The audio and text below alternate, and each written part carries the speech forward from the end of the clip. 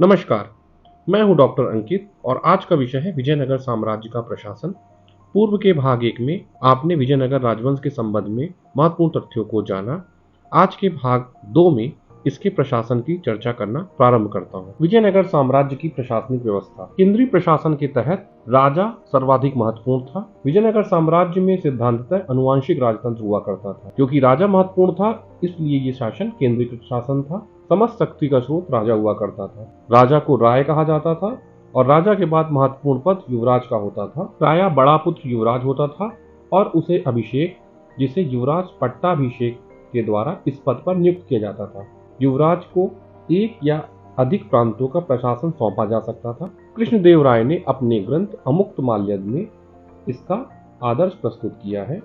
सम्राट ही सर्वोच्च न्यायाधीश हुआ करता था और विजयनगर के केंद्रीय प्रशासन में 2 उच्च स्तरीय परिषदें हुआ करती थी, जो थी राज परिषद और दूसरी मंत्री परिषद, जिसे सामान्य परिषद भी कहा जाता था।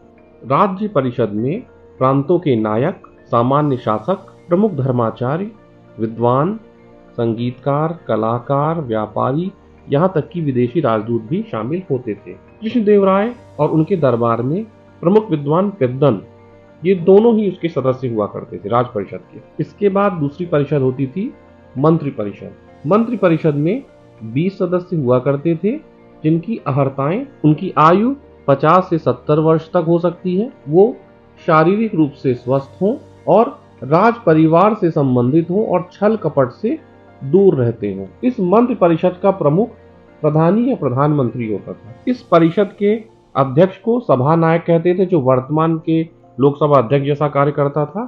ये सभा जहां पर आयोजित होती थी उसे वेंकट विलास मंडप कहा जाता था। केंद्र में दंड नायक नाम का एक अधिकारी होता था, जो वर्तमान के आईएएस के कुछ समतुल्य हुआ करता था और इसके छोटे अधिकारी को कार्यकर्ता कहा जाता था। केंद्रीय सचिवालय। विजयनगर साम्राज्य का प्रशासन सचिवालय द्वारा संचालित होता था। अमुक्तमाल्यद में कृष्णदेव राय ने विचार व्यक्त किया है कि राज कर्मचारियों की संख्या पर प्रशासन की कार्य कुशलता निर्भर करती है। रायसम ये राजा के मौखिक आदेशों को लिपिबद्ध करता था, अर्थात ये एक प्रकार का स्टेनो जैसा था या उस प्रकार का कार्य करता था। इसे सचिव कहते हैं। हालांकि ये जो होते थे, इसकी एक विशेषता है कि ये विभागी होते थे, अर्थात राजा यदि न्यायपूर्ण कार्य कर रहा है तो उसका रायसम अलग होगा। यदि राजा मौद्रिक कुछ नियम दे रहा है तो उसका रायसम अलग होगा। यदि राजा गृह से कुछ संबंधित कार्य कर रहा है तो उसका रायसम अलग होगा। इसके बाद एक अधिकारी हुआ करता था कर्णिकम।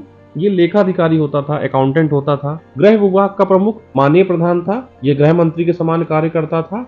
और मुद्रा करता प्रधान, जो राजकीय मुद्रा को रखता था, उसको जारी करता था, उसके संदर्भ में नियम बनाता था। अब्दुल रज्जाक ने विजयनगर के सचिवालय को 40 स्तंभों वाले भवन या दीवान खाना के रूप में उल्लेखित किया है। सर्वनायक और वसल कार्यम राजा और दरबार संबंधित अन्य अधिकारी होते थे।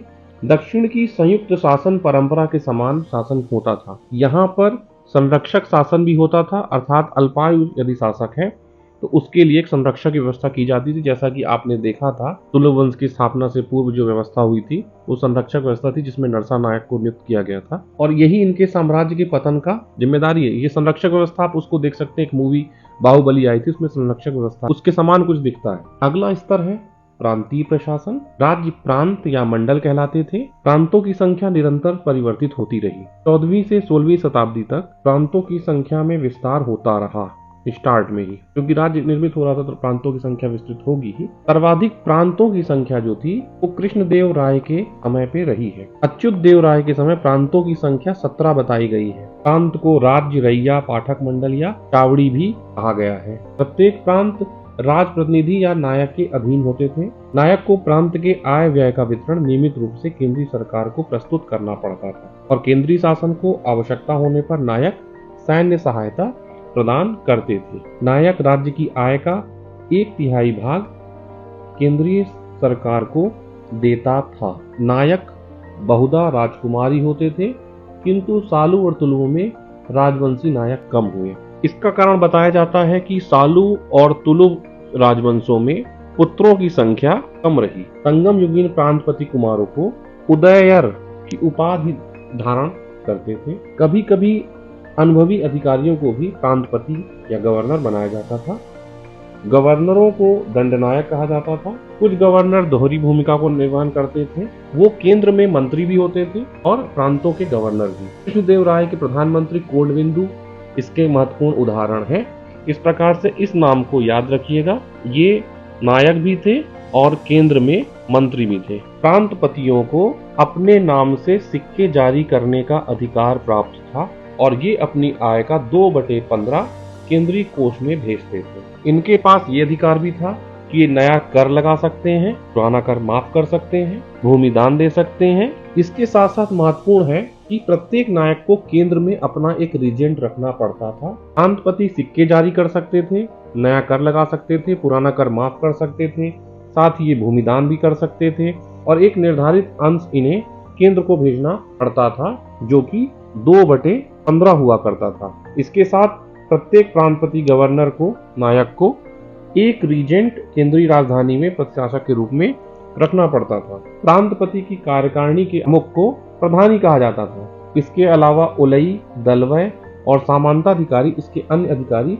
होते थे। प्रांतों के नीचे मंडल कार्य करता था। मंडल के नीचे कोट्टम, जिसे जिला के स्तर पर अपन मान सकते हैं, उसके नीचे वलनाडु, वलनाडु के नीचे नाडु, फिर मेला ग्राम जिसमें लगभग 50 ग्राम हुआ करते थे और सबसे अंतिम इकाई होती थी उर या ग्राम की। विजयनगर साम्राज्य के प्रशासन में सबसे महत्वपूर्ण कोई तथ्य है तो वो है नायंकार व्यवस्था, जो नायक शब्द से मिलकर बनती है। ये सर्वाधिक महत्वपूर्ण विशेषता है और यही चोल और विजयनगर साम्राज्य के बीच का मुख्य अंतर पेश करती है। अनुवांशिक सैनिक गवर्नरों के अधीन प्रांतीय शासन को ही नायंकार व्यवस्था कहा गया है। राजा नायकों को अमरम नामक भूखंड प्रदेश आनुवांशिक आधार पर वितरित करते थे। अमर नायक 2 शब्दों से अमर और नायक मिलकर बना है। इसका अर्थ है अमरम भूमि का उपयोग करने वाला नायक। अमरम अमर करा या अमर महाली भी कहा जाता है। अमरम नामक भूमि का एक हिस्सा केंद्र शासन को भेजना पड़ता था, इसे केंद्रीय कोष में रखा जाता था। इसी में से राज्य की सहायता के लिए उसे सेना भी रखना पड़ता था। इस तरह से हम समझ सकते हैं नायक प्रांतीय नायक और प्रांतपति से अधिक स्वायत्त होता था। इसका स्थानांतरण संभव नहीं था और शासक या राजा नायकों के प्रशासन में हस्तक्षेप भी नहीं करता था। राजधानी में नायकों के 2 संपर्क अधिकारी हुआ करते थे, जिसमें नायक सेना का सेनापति और प्रशासनिक अभिकर्ता स्थानपति हुआ करता था। ये बहुत इंपॉर्टेंट है। नायकों की इसी स्वायत्तता, उनकी शक्ति के कारण अच्युत राय के समय महामंडलेश्वर नामक अधिकारी की नियुक्ति की जाती थी, जो इनकी उच्छृंखलता पर नियंत्रण रखता था। साथ ही बता दूं कि भले ही ये सैनिक व्यवस्था समान दृश्य दिखाई दे रहा है, किंतु ये यूरोप के सामंतवाद जैसा नहीं था। अगला है स्थानीय प्रशासन। नाडु, इसके सदस्य नात्वर कहलाते थे। इसके अतिरिक्त स्थानीय प्रशासन में इस स्तर पर तेंतेओवा, जो हिसाब रखने वाला एक लेखाकार होता था, तलर एक पहरेदार हुआ करता था, बेगार निरीक्षक जो बलपूर्वक श्रम लेने का अधीक्षक हुआ करता था, साथ ही महानायकाचार, ये केंद्रीय शासन पर इस पदाधिकारी द्वारा ग्राम प्रशासन से संबंध बनाए रखा जाता था। इसके पास ग्राम प्रबंध के निरीक्षण का भी अधिकार था। नेक्स्ट है ग्राम सभा। इसकी स्थिति परिवार के मुखिया के समान होती थी। इसकी बैठक मंदिरों या उपवनों में होती थी। इसके पास सीमित न्यायिक अधिकार होते थे। जो ब्रह्मदेय गांव होते थे, जो दान करते थे राजा, उनकी सभाएं भी होती थी और उसे चतुर्वेदी मंगलम कहा जाता था। और गैर ब्रह्मदेय गांवों की सभाओं को उर कहा जाता था। इसको प्लीज याद रखिएगा, ये अत्यंत महत्वपूर्ण है और परीक्षाओं में पूछा जा सकता है। इसके सदस्य व्यापारिक निगमों के सदस्य भी हुआ करते थे। आपको बता दें कि ये सभाएं इतनी महत्वपूर्ण होती थी कि कावेरी पत्तनम की सभा को महासभा, आगर पुत्तूर की सभा को महाजन कहा जाता था। ग्राम सभा के सदस्य होने की कुछ अहर्ताएं हुआ करती थी, जो इस प्रकार से हैं। उन्हें चारों वेदों का ज्ञान होना चाहिए, यज्ञों का निष्पादन वो अच्छी प्रकार से कर सके, कठिन परिश्रम करने में सक्षम हो। इसके साथ ये समझा जा सकता है कि विजयनगर के राजाओं ने आयगार व्यवस्था के तहत स्थानीय देशों के शासन की व्यवस्था की। को इस प्रकार से समझ सकते हैं, स्थानीय प्रदेशों के शासन की व्यवस्था हेतु ग्रामीण शासकीय इकाई पर शासन हेतु सरकार द्वारा नियुक्त 12 शासकीय अधिकारियों के समूह को आयगार कहा जाता था। आपको बता देता हूं कि जिस प्रकार से न्यायाधिकार व्यवस्था जरूरी थी, उसी प्रकार से ये व्यवस्था भी उतनी ही महत्वपूर्ण है। ये हमेशा याद रखिएगा कि विजयनगर साम्राज्य से यदि प्रशासन संबंधित कोई प्रश्न आएगा तो न्यायालंकार और आयकर आपको आना ही चाहिए। यदि आप सीबीएसई के स्टूडेंट्स हैं तो भी मैं आपको कहूंगा कि ये दोनों व्यवस्थाएं आनी ही चाहिए। विजयनगर में स्वायत्त स्थानीय संस्थाओं को आघात पहुंचा। स्थानीय सुशासन में आयगार, ग्राम में सेवक अथवा कर्मचारी होते थे। इनके अंतर्गत परिवार के समूह आते थे। के मुखियागण रेड्डी, गौड़ा, मुनियम, लेखाकार, पहरेदार इत्यादि होते थे। इन 12 आयगार, ग्राम सेवक, कर्मचारियों के नाम प्रस्तुत करता हूँ। के नाम आप देखिए। पहला है मुखियागण, जिसमें रेड्डी, गौड़ा, मुनियम इत्यादि होते थे। दूसरे हैं लेखाकार, जिसमें कर्नम और सेन भोबा होते थे। पहरेदार, जिसे तलापियारी कहा जाता था। टिक्कर, जिसका सिंचाई मार्ग और साहूकारों का पर्यवेक्षण करता था। कपिलायम होते जो चमड़ा के कारीगर होते थे। अंतरिमार, जो ग्राम सभा के नियंत्रण का अधिकारी था। मध्यस्थ, जो पंचायतों के मुख्य कर्ता थे। परुपत्रिकार, जो किसी स्थान विशेष पर राज्य या प्रांत निधि हुआ करते थे। कर्णिकम, जो ग्राम का प्रधान लिपिक हुआ करता था। तलारी, जो ग्राम का पुलिसकर्मी या उसका चौकीदार होता था। सेंतोवा, जो कोषाध्यक्ष होता था। साथ ही बेगार निरीक्षक, जो बलपूर्वक श्रम लेने का अधीक्षक होता था। इस प्रकार से ये 12 कर्मचारी आयकर व्यवस्था के तहत आते हैं और आप इसको लिख लीजिए। इसको आपने याद कर लिया तो आपका आंसर बहुत ही उच्च स्तरीय समझा जाएगा। और इससे संबंधित यदि कोई प्रश्न आपसे आता है तो आपको मालूम होगा कि ये व्यक्ति, ये कर्मचारी किस विशेष कार्य को करता था। अगला है राजस्व प्रशासन। राज्य की आय का मुख्य स्रोत शिष्ट या भूमिकर हुआ करता था। 8वां विभाग भू राजस्व पर नियंत्रण रखता था।